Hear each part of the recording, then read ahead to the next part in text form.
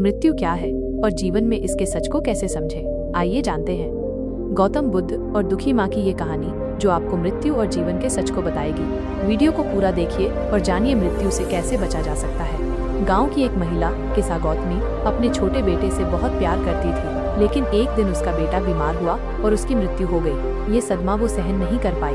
अपने मृत बेटे को गोद में लिए हुए वो रोती रही और लोगों से मदद मांगती रही। कोई उसे सांत्वना देता तो कोई उसे धैर्य रखने को कहता, लेकिन उसे किसी की कोई बात समझ नहीं आ रही थी। वो बस एक ही चीज चाहती थी, उसका बेटा वापस जीवित हो जाए। आखिरकार किसी ने उसे सुझाव दिया कि वो भगवान गौतम बुद्ध के पास जाए। कहा जाता था कि बुद्ध बहुत ज्ञानी और दयालु हैं और शायद वे उसकी मदद कर सकते हैं। आशा से भरी हुई किसा गौतमी बुद्ध के पास पहुंची। रोते हुए उसने कहा, भगवान कृपया मेरे बेटे को जीवित कर दीजिए, मैं उसके बिना नहीं रह सकती। बुद्ध ने उसकी पीड़ा को महसूस किया और शांत स्वर में कहा, मैं तुम्हारे बेटे को जीवित कर सकता हूँ, लेकिन इसके लिए तुम्हें गांव से सरसों के कुछ दाने लाने होंगे।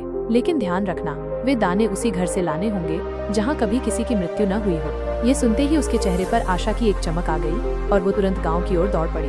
किसा गौतमी ने पहला दरवाजा खटखटाया और सरसों के दाने मांगे। जब उसने अपनी शर्त बताई तो घर के बुजुर्ग व्यक्ति ने उदास होकर कहा, बेटी, इस घर में मेरे पिता की मृत्यु हो चुकी है।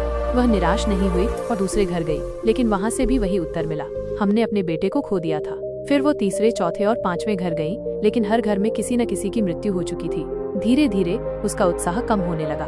उसे एहसास हुआ कि वो अकेली नहीं थी जिसने अपने प्रियजन को खोया था। मृत्यु हर घर का सच थी। शाम हो चुकी थी। अब वह बुद्ध के पास लौट रही थी, लेकिन इस बार उसका हृदय भारी नहीं था। उसके आंसू सूख चुके थे और उसकी आंखों में एक नई समझ थी। उसने बुद्ध से कहा, भगवान, मैं एक भी ऐसा घर नहीं ढूंढ पाई जहाँ किसी की मृत्यु न हुई हो। अब मैं समझ गई हूँ कि मृत्यु जीवन का हिस्सा है और इससे कोई बच नहीं सकता। बुद्ध ने मुस्कुराते हुए कहा, बिल्कुल सही। जैसे फूल खिलते हैं और मुरझा जाते हैं, वैसे ही जीवन भी आता और चला जाता है। हमें इसे स्वीकार करना सीखना चाहिए। इस कहानी से हमें क्या सीख मिलती है? मृत्यु एक अटल सत्य है, कोई भी इससे बच नहीं सकता, इसलिए हमें इसे स्वीकार करना चाहिए। जीवन अस्थायी है, हर पल को पूरी तरह जीना चाहिए, क्योंकि कुछ भी स्थायी नहीं है। दुख सबको होता है, केवल हम ही नहीं, बल्कि हर व्यक्ति कभी न कभी किसी प्रियजन को खोता है। स्वीकार करने से शांति मिलती है। जब हम किसी चीज को पकड़ कर रखते हैं तो दुख बढ़ता है, लेकिन जब हम उसे जाने देते हैं तो मन हल्का हो जाता है।